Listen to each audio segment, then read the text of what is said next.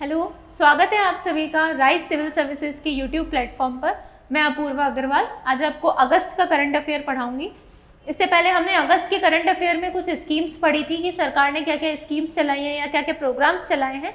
आज हम उसी सीरीज़ में थोड़ा सा आगे बढ़ते हैं, तो देखते हैं आज सरकार ने क्या क्या ये स्कीम्स चलाई हैं। तो सबसे पहले हम बात करते हैं शाला स्वास्थ्य सर्वेक्षण। तो ये क्या है कि आपने शाला वर्ड सुना होगा जिन्होंने बीएड करा हुआ है कि शाला दर्पण नाम से एक वेबसाइट होती है जिसमें उनके बारे में, टीचर्स के बारे में जो भी सरकार चीज़ें करती है या गवर्नमेंट स्कूल्स के बारे में करती है वो चीज़ें उसी वेबसाइट्स पर अपलोड होती है। तो शाला से आपको ये पता चल जाएगा कि भाई ये किसकी बात कर रहे हैं, एजुकेशन या स्कूल या किसी इस चीज़ से जुड़े हुए चीज़ की बात हो रही है। ये है क्या? शाला स्वास्थ्य सर्वेक्षण एक मोबाइल ऐप बनाया शिक्षा विभाग ने, जिसके अंदर क्या है, विद्यार्थियों के स्वास्थ्य परीक्षण के लिए डिजिटल प्रवेशोत्सव ऐप में शाला स्वास्थ्य सर्वेक्षण का विकल्प जोड़ा गया है। इस सर्वेक्षण में राज्य के राजकीय विद्यालयों के विद्यार्थियों का स्वास्थ्य परीक्षण शिक्षा विभाग एवं स्वास्थ्य विभाग के आपसी समन्वय से किया जाएगा। देखो है क्या, ये दो डिपार्टमेंट है, हेल्थ डिपार्टमेंट और एजुकेशन डिपार्टमेंट। इन दोनों ने कोऑर्डिनेशन किया है आपस में और एक शाला स्वास्थ्य सर्वेक्षण मोबाइल ऐप लॉन्च किया है, जिसमें एक ऑप्शन दिया है किस चीज़ का, स्वास्थ्य सर्वेक्षण का। इससे क्या होगा, इससे पता चलेगा कि भाई जो स्कूल में स्टूडेंट पढ़ रहा है, कौन से स्कूल में, गवर्नमेंट स्कूल में, राजकीय विद्यालय में, उसकी हेल्थ के बारे में क्या है, कैसा है वो, मतलब उसकी हेल्थ ठीक है या नहीं। इस चीज़ को सर्वे करने के लिए इन्होंने एक ऐप बनाया है। कौन सा ऐप बनाया है? इन्होंने बनाया शाला स्वास्थ्य सर्वेक्षण। ठीक है, कौन कौन मिलके बना रहा है इसको मिलके बना रहा है हेल्थ एंड एजुकेशन डिपार्टमेंट। ठीक है, इसमें क्या किया जाएगा, इसमें सर्वे किया जाएगा कि भाई गवर्नमेंट स्कूल का जो स्टूडेंट है उसकी हेल्थ कैसी है। तो इसमें आपको ये जरूर ध्यान रखना है कि बात किसकी हो रही है, गवर्नमेंट स्कूल की बात हो रही है। ठीक है, तो शाला स्वास्थ्य सर्वेक्षण एक मोबाइल ऐप है जिसे हेल्थ डिपार्टमेंट और एजुकेशन डिपार्टमेंट दोनों ने मिलकर बनाया है और ये रिव्यू करने के लिए बनाया है कि भाई गवर्नमेंट स्कूल का जो स्टूडेंट है उसकी हेल्थ कैसी है। ठीक है, आगे देखते हैं। आगे आता है हमारा एक पेड़ माँ के नाम वर्ल्ड रिकॉर्ड। तो ये मैंने आपको जब अगस्त का करंट अफेयर की फर्स्ट क्लास ली थी उसमें मैंने आपको ऐसा ही कुछ बताया था कि भाई 75वें वन महोत्सव पर हमने वर्ल्ड रिकॉर्ड बनाया था पेड़ लगाने का, और हमने इसकी शुरुआत करी थी दूदू के गाड़ोता जिले से। ठीक है, तो गाड़ोता में हमने ये किया था कि भाई 10,000 पौधे लगाए थे और हमने प्रण लिया था कि हम 1 करोड़ से ज़्यादा पौधे लगाएंगे। तो वही पौधे लगाने का हमने वर्ल्ड रिकॉर्ड बनाया है यहाँ पे। उसकी टैगलाइन भी यही थी, एक पेड़ माँ के नाम। इसमें हमने पौधे लगाए हैं कितने, 1,46,89,809। कितने, 1,46,89,809, सॉरी 809। ठीक है, तो आपको ये याद रखना है कि भाई कितने घंटे में, 12 घंटे में 1,46,89,809 पौधे लगाने का हमने क्या बनाया है, वर्ल्ड रिकॉर्ड बनाया है। किसके तहत? एक पेड़ माँ के नाम अभियान के तहत। कब किया गया था ये अभियान? अगर थोड़ा बहुत उसको आप रिकॉल करो तो वो हरियाली तीज के दिन था। एक तो कब थी हरियाली तीज? हरियाली तीज थी 7 अगस्त के दिन। ठीक है, कहाँ से शुरू किया था ये हमने शुरू किया था दूदू के गाड़ोता जिले से। यहाँ पे कितने पौधे लगाए थे हमने? 10,000 पौधे लगाए थे और इसको किसके रूप में विकसित किया था? मातृ वन के रूप में विकसित किया था। ठीक है, और अब हमने रिकॉर्ड कितने का बना दिया है भाई? 1,46,89,809। तो ये आपको याद रखना है कि हमने वर्ल्ड रिकॉर्ड बनाया। और एक चीज़ और आपको याद रखनी है कि ये एक पेड़ माँ के नाम। अच्छा, एक चीज़ और इसमें याद रखना, मैंने आपको याद हो तो मैंने बताया था कि भाई ये जो जिनके भी नोन या कोई खुद भी गवर्नमेंट स्कूल में अगर टीचर हैं या स्टूडेंट हैं तो उन्होंने देखा होगा वहाँ पे किया गया था ये। तो वो आपको कंफ्यूज कर सकता है भाई कौन से विभाग का है ये। शिक्षा विभाग का नाम से तो ऐसा पता चल रहा है वन विभाग का है। ये है किसका? एजुकेशन डिपार्टमेंट का है। हमारे जो सीएम है भजन लाल जी, उन्होंने ये आयोजन करवाया था। तो आपको इसमें क्या क्या याद रखना है? एक पेड़ माँ के नाम अभियान जो है ये हरियाली तीज 7 अगस्त के दिन शुरू किया गया था। कहाँ से शुरू किया गया था? दूदू के गाड़ोता जिले से शुरू किया गया था। कौन से दिन शुरू किया गया था? 75वें वन महोत्सव के दिन शुरू किया गया था। और इसके अंदर कितने पौधे लगाए थे? यहाँ पे दूदू में 10,000 पौधे लगा के इसको मातृवन के रूप में विकसित किया था। ठीक है, इसके बाद हमने इसी सीरीज में आगे इसका रिकॉर्ड बना दिया उसी दिन कि 12 घंटे में हमने कितने पौधे लगाए? 1,46,89,809 पौधे हमने लगा दिए हैं। ठीक है, दूसरा हमको याद क्या रखना है कि भाई कौन से डिपार्टमेंट की स्कीम है ये स्कीम है आपके एजुकेशन डिपार्टमेंट। ठीक है, आगे चलते हैं। आगे है प्लेटिनियम जुबली समारोह। तो ये पता होगा आपको, सिल्वर जुबली, गोल्डन जुबली और प्लेटिनियम जुबली ये होते हैं। सिल्वर 25वीं को कहते हैं, गोल्डन 50 और प्लेटिनियम 75वीं, यानी कि कोई 75 एनिवर्सरी की बात हो रही है। तो 75th एनिवर्सरी ये किसकी है? देखो ये बात हो रही है हाई कोर्ट की। राजस्थान हाई कोर्ट को भाई कितने साल पूरे हो चुके हैं? 75 साल पूरे हो चुके हैं। और इस दिन हमारे जो पीएम नरेंद्र मोदी हैं उन्होंने जोधपुर में कार्यक्रम में राजस्थान हाई कोर्ट परिसर में संग्रहालय का उद्घाटन किया है। किसका संग्रहालय? म्यूजियम का उद्घाटन किया है। कहाँ पे? जोधपुर हाई कोर्ट में। ठीक है, साथ में इन्होंने ई समन वारंट के लिए ई सेवा त्वरित ऐप लॉन्च कर दिया। ई समन वारंट समझते हो आप? समन करते हैं ना, मतलब कोर्ट जब किसी को पेशी के लिए बुलाना होता है तो समन जारी करती है कोर्ट, या फिर कोई भी ये ईडी वगैरह इस तरीके की एजेंसीज होती हैं, ये बुलाने के लिए आपकी गवाही शपथ पत्र पर लेने के लिए आपको समन जारी करती हैं, तो उसे समन कहते हैं, समन वारंट। इसके लिए इन्होंने एक ऐप बना दिया, कौन सा? ई सेवा त्वरित ऐप। ठीक है, तो आपको इसमें याद क्या करना है? राजस्थान ई सेवा ऐप शुरू करने वाला देश का पहला न्यायालय है। इंपॉर्टेंट हो जाता है इस वजह से। आपको याद क्या करना है? आपको याद करना है इसमें कि एक सेकेंड,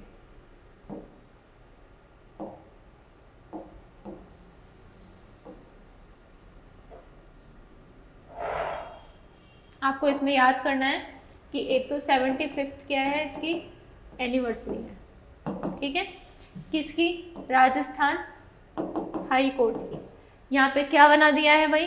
संग्रहालय का उद्घाटन हुआ है।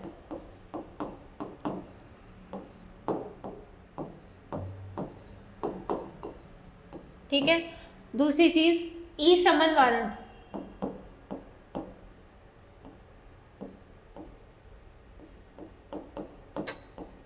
इसके लिए ई सेवा त्वरित ऐप बना दिया।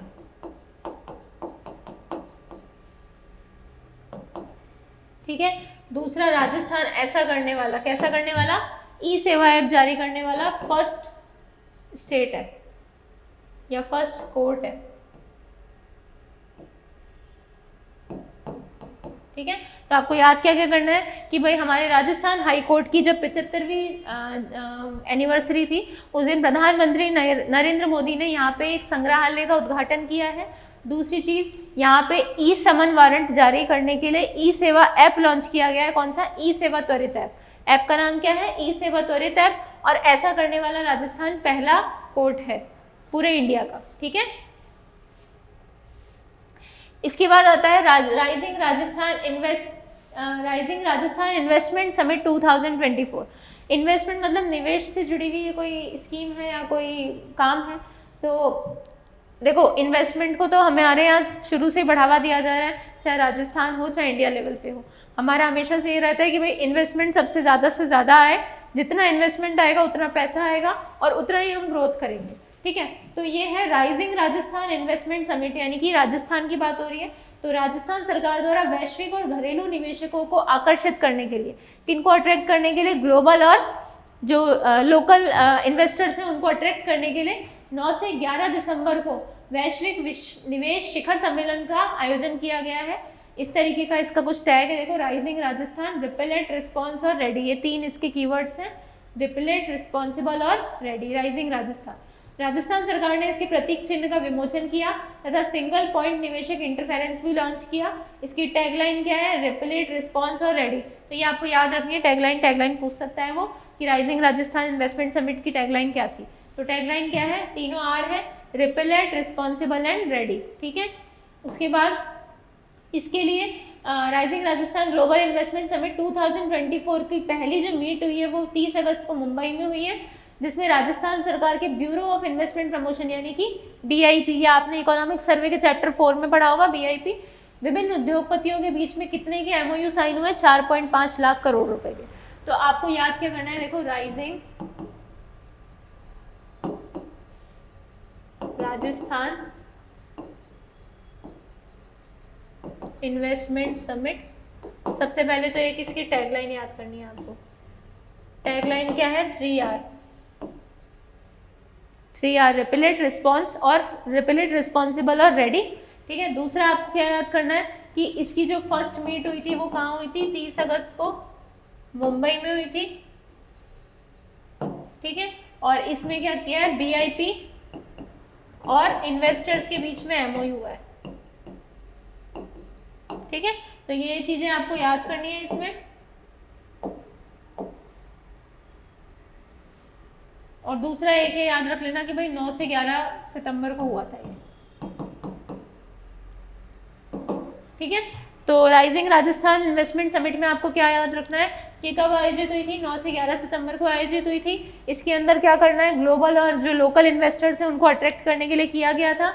इसमें क्या इसकी टैगलाइन है? तो इसकी टैगलाइन है रिपिलेट, रिस्पॉन्सिबल एंड रेडी।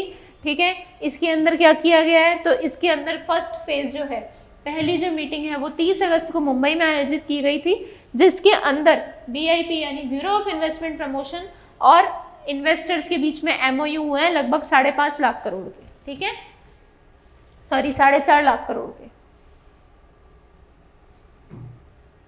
इसके बाद हम बात करें तो आता है state medical value travel committee. क्या? State medical value travel committee. तो ये कुल मिला के ये मेडिकल टूरिज्म को बढ़ावा देने के लिए बनाई गई है।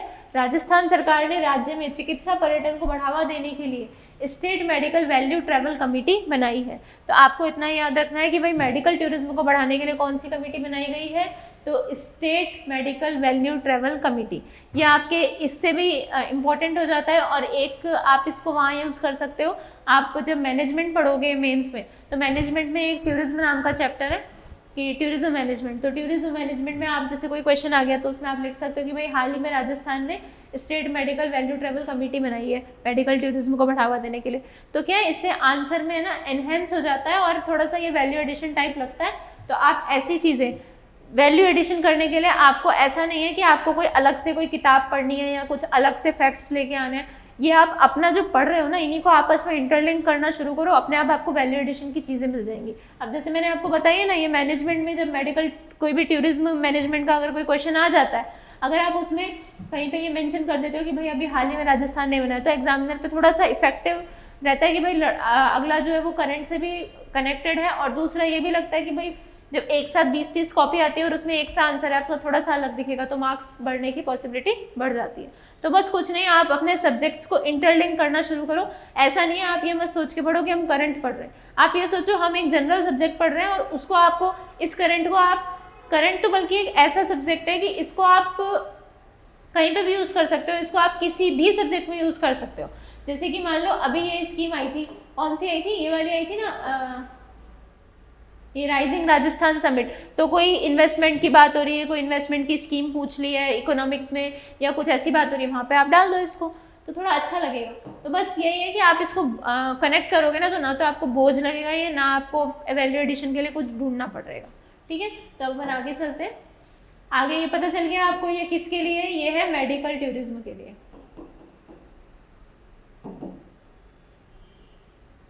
इसके बाद देखते हैं अपन आगे आते हैं सुबैया नल्ला मुथु। ये बहुत फेमस व्यक्ति हैं। अगर कोई रणथंभौर गया हो तो वहाँ पे आपने देखा होगा कि भाई वहाँ की मछली बाघिन, एक जो टाइग्रेस थी मछली नाम की, बहुत फेमस थी।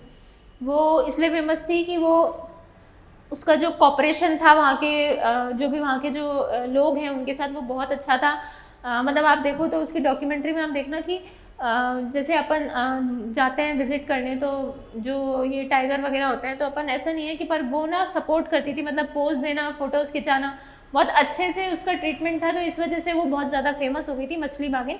तो उस पर इन्होंने डॉक्यूमेंट्री बनाई थी, किसने? सुबैया नल्ला मुथु ने। ठीक है, मछली बाघिन पर डॉक्यूमेंट्री बनाई थी, जिसके लिए इनको अवार्ड भी मिला था सर्वश्रेष्ठ पर्यावरण फिल्म का। ठीक है, ये डॉक्यूमेंट्री शायद 1 आध घंटे की है, तो इसको एक बार देख लेना, थोड़ा बहुत तो आपको अच्छा लगेगा। सर्वश्रेष्ठ पर्यावरण फिल्म का अवार्ड मिला था कब? राष्ट्रपति के 66वें राष्ट्रीय फिल्म पुरस्कार में, अवार्ड में, ठीक है। कौन सी सीरीज श्रेणी का अवार्ड मिला था इनको? राष्ट्रपति के 66वें राष्ट्रीय फिल्म पुरस्कार से पुरस्कृत किया गया था। वन्य जीव फिल्म निर्माता है ये। अब हाल में ये करंट में क्यों है? ये करंट में इसलिए है क्योंकि इनके ऊपर डाक टिकट जारी कर दिया गया है। भाई डाक टिकट जारी हो जाते हैं, जैसे कुछ इंपॉर्टेंट फेमस चीज़ें होती हैं, जैसे आपने पाबूजी की फड़ सुनी होगी, पाबूजी की फड़ पर डाक टिकट जारी हो चुका है, ऐसे ही इनके ऊपर भी डाक टिकट जारी है।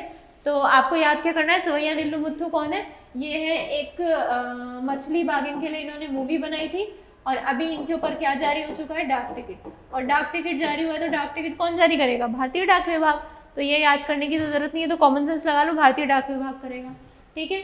और मछली बागिन थी, ये पता है रणथंभौर की थी मछली बागिन, T16 करके नाम था इनका, T16 मछली बागिन, ठीक है। और इनको अवार्ड मिला था सर्वश्रेष्ठ पर्यावरण फिल्म का 66वें राष्ट्रीय फिल्म पुरस्कार। आपको सिर्फ इतना याद रखना है कि सवैया नीलूमुथु पर भारतीय डाक विभाग ने डाक टिकट जारी कर दिया है। इससे पहले क्यों कर दिया है? क्योंकि इन्होंने रणथंभौर की मछली बागिन पर डॉक्यूमेंट्री बनाई थी, जिसके लिए इन्हें भारतीय पर्यावरण सर्वश्रेष्ठ पर्यावरण फिल्म पुरस्कार का अवार्ड मिला था। राष्ट्रपति के 66वें राष्ट्रीय फिल्म पुरस्कार से पुरस्कृत किया गया था, ठीक है। तो आगे आती है टाइगर सफारी। तो टाइगर सफारी जयपुर में अगर देखी जाए तो जयपुर अब एक ऐसा जिला बन चुका है जिसके अंदर अकेले में 5 सफारियाँ आयोजित होती हैं। 5 सफारियाँ कैसे कि आपने ये देखा होगा, एक तो ये झालाना में लेपर्ड सफारी होती है, एक वहाँ आमागढ़ में लेपर्ड सफारी होती है, आमागढ़ गलता जी के पास में, वहाँ लेपर्ड सफारी होती है, ठीक है। दूसरा ये नाहरगढ़ बायोलॉजिकल पार्क जो बना है, इससे पहले लॉयन सफारी होती थी, अब टाइगर सफारी भी होने लग गई है, ठीक है। तो आपको इसको ऐसे याद, और एक आमेर में एलिफेंट सफारी होती है। तो जयपुर में अकेले में कितनी सफारी होने लगी है? 5 सफारियाँ होने लगी हैं। जयपुर एक ऐसा जिला बन चुका है, करंट में अभी इसलिए है क्योंकि जयपुर के नाहरगढ़ में इन्होंने टाइगर सफारी शुरू की है। लॉयन सफारी तो वहाँ होती थी, अब टाइगर सफारी शुरू कर दी है। इस सफारी में महाराष्ट्र के नागपुर जिले के गोरेवाला जू से बाघ गुलाब और बाघिन चमेली को लाया गया है। किसको लाया गया है? गुलाब और चमेली को लाया गया है। तो जयपुर में 5 जगह सफारी होती है। कहाँ कहाँ पे? आमागढ़ में लेपर्ड सफारी, झालाना में लेपर्ड सफारी, और नाहरगढ़ में लॉयन और टाइगर दोनों की सफारी होती है। और एक आमेर में किसकी सफारी होती है? एलिफेंट सफारी, क्योंकि वो आमेर के पास में हाथी गांव पड़ता है, जहाँ पे हाथी है, वहाँ पे एलिफेंट सफारी होती है, ठीक है। तो आप इसको कैसे याद कर लेना, थोड़ा शॉर्ट में इसको मैं लिख देती हूँ यहाँ पे। तो देखो कौन कौन सी सफारी हुई है।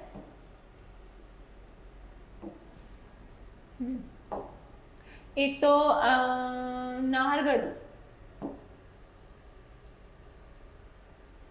बायोलॉजिकल पार्क में एक तो लॉयन की होती है और अब टाइगर की होने लग गई, और इसी वजह से हम करंट पढ़ रहे हैं। टाइगर कौन कौन से लेके आए हैं? एक तो लेके आए हैं गुलाब और एक लेके आए हैं चमेली, ठीक है। नाहरगढ़ के बाद आमेर में कौन सी सफारी होती है?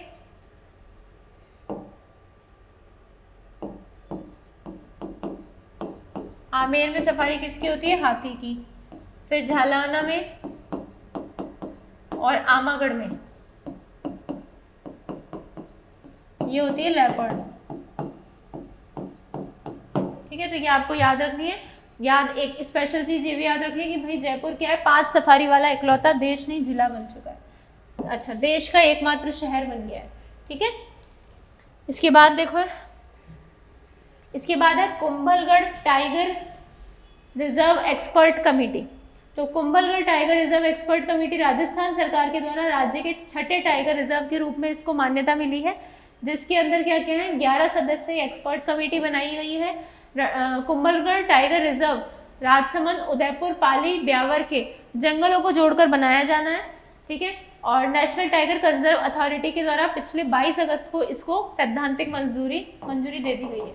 तो आपको इसको याद ऐसे करना है कि भाई क्या क्या याद करना है इसमें। याद रखना है, एक तो कुंभलगढ़ जो है वो कौन सा बन गया है? 6ठा टाइगर रिजर्व बन गया है, ठीक है। कब मंजूरी मिली है इसको? 22 अगस्त को मिली है, ठीक है। ज़्यादा अगर ये भी देखना है कि भाई कौन कौन सा है, तो कुंभलगढ़ में 4 जिले हैं, उदयपुर, ये पाली हो गया, ये उदयपुर हो गया, ये राजसमंद हो गया और ये ब्यावर हो गया। क्या क्या हो गया? उदयपुर राजसमंद नीचे से और पाली ब्यावर कहाँ से है? बीच में से है। तो 6ठा टाइगर रिजर्व कौन सा बन गया है? कुंभलगढ़ बन गया है, ठीक है। और इसके अंदर क्या है कि भाई 22 अगस्त को इसको सैद्धांतिक मंजूरी मिल गई थी, ठीक है। और कौन कौन से जिले हैं, पाली, ब्यावर और चित्तौड़गढ़, राजसमंद, ठीक है। आगे देखते हैं, आगे है सज्जनगढ़ बायोलॉजिकल पार्क। सज्जनगढ़ उदयपुर में है बायोलॉजिकल पार्क। तो ये करंट में इसलिए है क्योंकि इसमें एक एशियाटिक लॉयन का जोड़ा लाया गया है बायोलॉजिकल पार्क में, ठीक है। कौन कौन सा, एक तो लॉयन सम्राट और एक लॉयन सुनैना गुजरात के जूनागढ़ स्थित शक्करबाग जू से लाए गए हैं। इस एक्सचेंज प्रोग्राम के तहत राजस्थान ने शक्करबाग जू को 14 वन्य जीव दिए हैं। आजकल ऐसे होता है कि भाई ये ये होते हैं वन्य जीव होते हैं, इनको एक्सचेंज कर लिया जाता है कि कुछ तुम भेज दो, हमारी तरफ से हम कुछ भेज देंगे। तो इन्होंने हमारे यहाँ से 14 भेज दिए गए हैं और वहाँ से क्या आया है, वहाँ से आया लॉयन सम्राट और लॉयन सुनैना। ये इसलिए कि भाई एक वाइल्ड लाइफ को बैलेंस करने के लिए ज़रूरी है, वहाँ से आप जानवर ले आए और यहाँ से आपने भेजनी तो वहाँ की तो वाइल्ड लाइफ साइकिल बिगड़ जाएगी। तो इस वजह से 14 यहाँ से भेज दिए गए वन्य जीव, और लाया किसको गया है, सम्राट और सुनैना को। लॉयन लाए गए कुल मिला के कहाँ, सज्जनगढ़ में। सज्जनगढ़ कहाँ पे, उदयपुर में, ठीक है। इसके बाद सड़क सुरक्षा पोर्टल। सड़क सुरक्षा पोर्टल बनाया गया है भाई, इसलिए बनाया गया है ये कि बच्चों को जो ट्रैफिक रूल्स हैं उनसे है ना अपग्रेड कराने के लिए, उनके बारे में जानकारी देने के लिए बनाया गया है। तो राजस्थान सरकार ने बच्चों को खेल और प्रश्नोत्तरी के माध्यम से सड़क सुरक्षा के बारे में शिक्षित करने के लिए भारत का पहला वेब पोर्टल बनाया है। क्या बनाया है, खेल और प्रश्नोत्तरी इससे बताएंगे, क्योंकि देखो बच्चे हैं, बच्चे ऐसे तो समझ नहीं सकते ट्रैफिक रूल्स के बारे में। ट्रैफिक रूल्स के बारे में समझने के लिए कोई गाड़ी तो चलाए कम से कम, वो चला नहीं सकते। तो उन्हें समझाने के लिए कैसे समझाया जाएगा, या तो खेल से या फिर प्रश्नोत्तरी के माध्यम से। तो एक पोर्टल बनाया गया है जिससे राजस्थान सड़क सुरक्षा प्रकोष्ठ द्वारा राजस्थान नॉलेज कॉरपोरेशन लिमिटेड के सहयोग से बनाया गया है। किसे, राजस्थान नॉलेज कॉरपोरेशन लिमिटेड। इस पोर्टल के माध्यम से स्कूल के बच्चों को सुरक्षित ड्राइविंग मापदंड और यातायात, कुल मिला के ट्रैफिक रूल्स और इनके बारे में समझाया जाएगा। तो आपको सिर्फ इतना याद रखना है कि सड़क सुरक्षा पोर्टल किसके लिए है, बच्चों को ट्रैफिक रूल्स के बारे में सिखाने के लिए है। ज़्यादा याद रखना है तो ये याद रख लेना कि भाई कैसे सिखाएंगे, खेल और प्रश्नोत्तरी, वो तैयार कौन करेगा, राजस्थान नॉलेज कॉरपोरेशन लिमिटेड, ठीक है। बाकी इतना ही बहुत है कि ये ट्रैफिक रूल्स सिखाने के लिए है। और किसके माध्यम से है ये, चिल्ड्रंस को, ठीक है। आगे देखते हैं, आगे है नाबार्ड जिला विकास कार्यालय। तो भाई नाबार्ड क्या होता है, सबसे पहले नाबार्ड होता है कि कृषि क्षेत्र में ऋण दिए जाते हैं। वो नाबार्ड एक ऐसी एजेंसी है जो कृषि क्षेत्र में ऋण देने का काम करती है या कृषि क्षेत्र में असिस्टेंस देने का काम करती है, ठीक है। तो उसने क्या किया भाई, DDMO खोले 5। DDMO का मतलब होता है district development management office. District development management, आप तो हिंदी में याद रख लो, जिला विकास प्रबंधक कार्यालय या DDMO याद रख लो। ये किसने खोले, नाबार्ड ने खोले हैं। कितने, 5। कहाँ पे खोले हैं, चूरू, धौलपुर, डूंगरपुर, जालोर और कोटपुतली, बहरोड। तो चूरू तो ये रहा, ठीक है, धौलपुर, डूंगरपुर, जालोर और कोटपुतली बहरोड इधर अलवर के पास है, ठीक है। तो कौन कौन से हो गए, चूरू हो गया, चूरू हो गया इधर से, चूरू के बाद हो गया यहाँ पे धौलपुर, धौलपुर के बाद कोटपुतली बहरोड, ये है कोटपुतली बहरोड और ये है धौलपुर। तो चूरू, फिर कोटपुतली बहरोड अलवर का हो गया, फिर धौलपुर हो गया, फिर उसके बाद नीचे से डूंगरपुर और इधर पास में से कौन है, जालोर है। 5 जगह खोले हैं। क्या खोले हैं, DDMO। किसने खोले हैं, नाबार्ड ने खोले, ठीक है। क्या करेंगे, कार्यक्रमों को लागू करने के लिए महत्वपूर्ण केंद्रों के रूप में काम करेंगे तथा किसान, ग्रामीण उद्यमियों और स्थानीय समुदायों को आवश्यक सहायता प्रदान करेंगे। किस किस को, किसान को, ग्रामीण और स्थानीय समुदायों को। तो आपको याद क्या करना है, नाबार्ड ने क्या खोले हैं, 5 DDMO खोले हैं। कहाँ पे खोले हैं, सबसे पहले चूरू में, फिर कोटपुतली बहरोड में, फिर उसके बाद धौलपुर में, फिर उसके बाद नीचे डूंगरपुर में और फिर इधर कहाँ पे, सिरोही में, ठीक है। इसके बाद देखो नाबार्ड के बारे में देख लो भाई। नाबार्ड क्या है, एक शीर्ष विकास बैंक है जिसकी स्थापना बी शिवरमन कमेटी की सिफारिश पर 1982 में हुई थी। इसका उद्देश्य समृद्धि सुनिश्चित करने के लिए सहभागी वित्तीय और गैर वित्तीय हस्तक्षेप, नवाचार और प्रौद्योगिकी एवं संस्थागत विकास के माध्यम से संधारणीय, न्यायसंगत कृषि और ग्रामीण विकास को बढ़ावा। कुल मिला के 2 लाइन काम की थी। ग्रामीण और कृषि विकास को बढ़ावा देने के लिए होता है। ये मुख्यालय कहाँ पे है इसका? मुंबई में। ठीक है, अब आता है रीन्यू सोलर प्रोजेक्ट। तो रीन्यू सोलर प्रोजेक्ट जो है ये क्या है? देखो, भारत की अग्रणी ऊर्जा कंपनी है एक रीन्यू ऊर्जा कंपनी है, ये एनर्जी कंपनी। इसने जैसलमेर के पोखरण और भड़ियाना तहसील में 400 मेगावाट की सोलर परियोजनाओं का उद्घाटन किया है। ठीक है, यह प्रोजेक्ट अगले 25 वर्षों के लिए राजस्थान में स्वच्छ ऊर्जा उत्पन्न करने के लिए solar energy corporation of India limited के साथ हस्ताक्षरित 600 मेगावाट पीपीए का हिस्सा है। आपको याद रखना है रीन्यू ने क्या किया है? पोखरण और भड़ियाना तहसील कहाँ के? जैसलमेर के। इसमें 400 मेगावाट की परियोजना का उद्घाटन किया है। इसका उद्देश्य पोखरण और भड़ियाना तहसील में 2000 एकड़ भूमि पर 600 मेगावाट के ऊर्जा संयंत्रों को से सालाना इतने करोड़ यूनिट बिजली पैदा करना है। और ये गेल इंडिया और RRUVNL के मध्य MOU से हुआ है। और जयपुर में आयोजित राजस्थान अक्षय ऊर्जा बिजनेस प्रमोशन समिट RRUVNL, आपको कुल मिला के याद क्या करना है वो मैं बता देती हूँ, इतना मत पढ़ो, एक बार ये और देख लो। ये क्या है? MOU के माध्यम से गेल इंडिया लिमिटेड के द्वारा धौलपुर में 330 मेगावाट और रामगढ़ में 270। देखो, अब इसको आप ऐसे याद करो, एक तो है आपका गेल, एक है आपका गवर्नमेंट राजस्थान की। ठीक है, इन दोनों ने क्या किया है? MOU किया है। ठीक है, मेमोरेंडम ऑफ अंडरस्टैंडिंग MOU किया है। ठीक है, इसमें क्या किया है कि भाई धौलपुर, इसमें तो 330 मेगावाट और रामगढ़ में 270.5 मेगावाट के गैस आधारित बिजली संयंत्रों को कुशल और उपयुक्त क्षमता पर संचालन के लिए जॉइंट वेंचर किया है। ठीक है, अक्षय ऊर्जा के क्षेत्र में 750 मेगावाट सौर ऊर्जा और 250 मेगावाट की पवन ऊर्जा स्थापित की जाएगी। ठीक है, और इससे पहले क्या था? इससे पहले ये था कि भाई 2000 एकड़ भूमि पर 600 मेगावाट की ऊर्जा संयंत्र, तो ये हो गए 600 हो गए ये। तो कितनी मेगावाट की भूमि पर? 2000 एकड़ और 600 मेगावाट। और कौन कर रहा था ये? रीन्यू। ये रहा। तो रीन्यू क्या कर रहा है?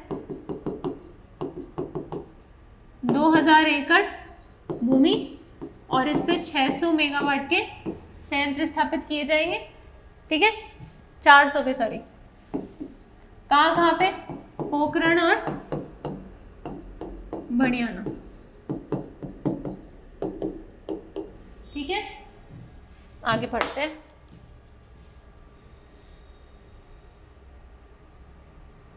आगे हुडको और राजस्थान सरकार के बीच में भी एक MOU हुआ है। इसके अंदर क्या है भाई? आवास और शहरी विकास निगम लिमिटेड हुडको ने राजस्थान में आवास एवं शहरी अवसंरचना परियोजनाओं में, कुल मिला के ये क्या करता है? देखो, हुडको जो है वो राजस्थान सरकार को पैसे दे रहा है। हर साल कितने दे रहा है? ये हर साल दे रहा है 20,000 करोड़। 5 साल के लिए देगा तो 1 लाख करोड़ रुपए देगा। क्या करने के लिए देगा?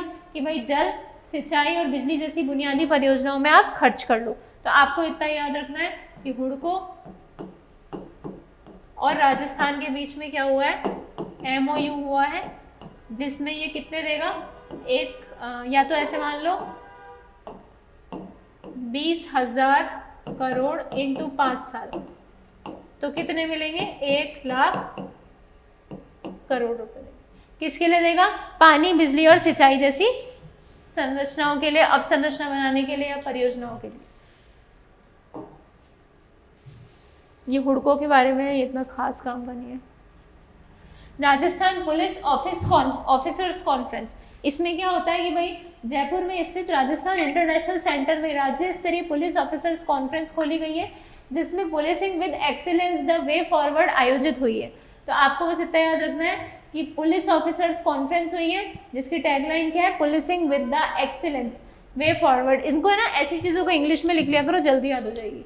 ये कॉन्फ्रेंस पुलिस महानिदेशकों के अखिल भारतीय सम्मेलन की तर्ज पर आयोजित की गई। तो ये क्या है?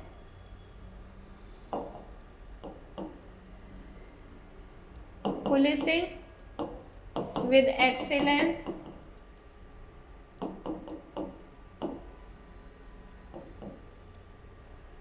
अब देखो ज़्यादा इजी लग रहा होगा ना पढ़ने में, तो policing with excellence the way forward के नाम से आप इसको याद कर लेना। ठीक है,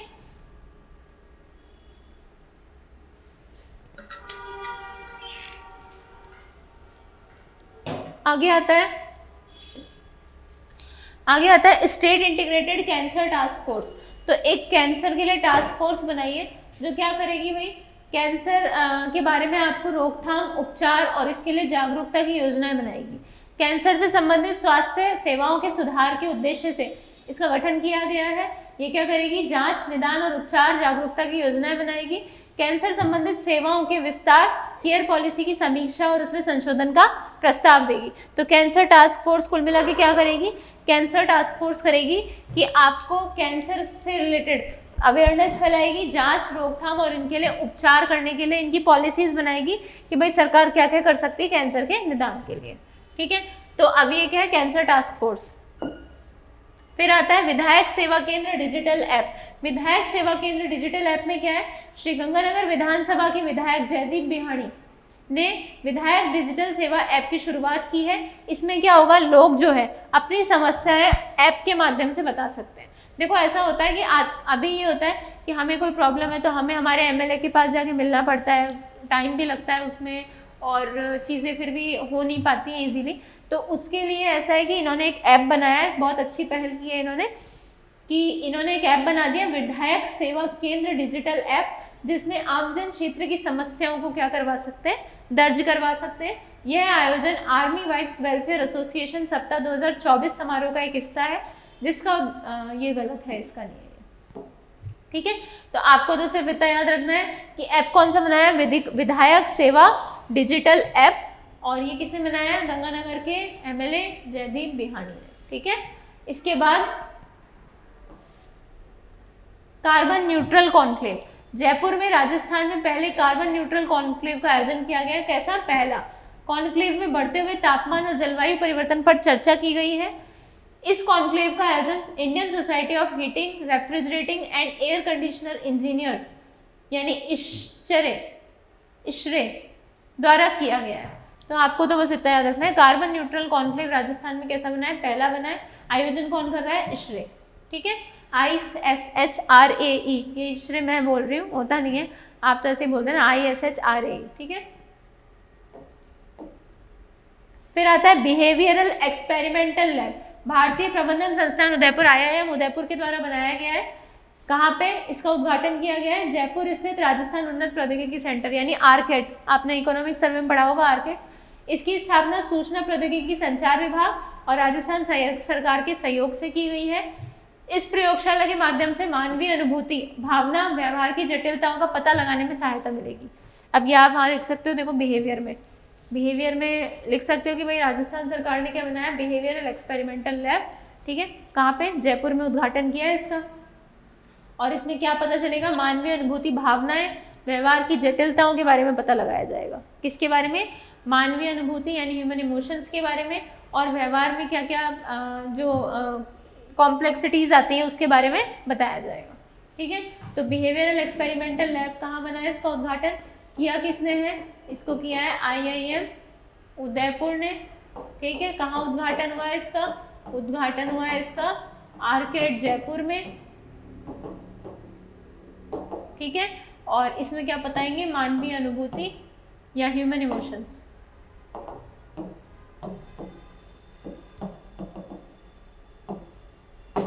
ठीक है, इसके बाद देखते हैं झील संरक्षण प्रोग्राम। तो झील संरक्षण प्रोग्राम किसके लिए है, ये झील संरक्षण प्रोग्राम है आर्द्र भूमि, जो वेटलैंड्स होते हैं ना, जैसे रामसर साइट्स में होते हैं वेटलैंड्स वगैरह, इनके प्रोटेक्शन के लिए ये पायलट प्रोजेक्ट चलाया गया है। इससे पहले एक स्कीम वो चलती थी, राष्ट्रीय झील संरक्षण परियोजना, जिसके अंदर नक्की झील और ये क्या बोलते हैं, आना सागर, फतेह सागर, ये वाली झीलें, इसमें 5-6 झीलें थी उसमें। अब ये वाला है झील संरक्षण प्रोग्राम। ठीक है, तो इसमें कौन कौन सी झील है, इसमें 5 झील है। एक तो मेनार है, कणवास है, खींचन, लूणकरणसर और चंदलाई। ये इंपॉर्टेंट स्कीम है, याद होनी चाहिए आपको। पूछ सकते हैं RPSC में कि भाई ऑप्शन दे देंगे आपको कि कौन कौन सी झील शामिल है और एक गायब कर देंगे। तो देखो, एक तो मेनार है, एक कणवास है, एक खींचन है, लूणकरणसर और चंदलाई। तो इसकी कोई ट्रिक बना लो,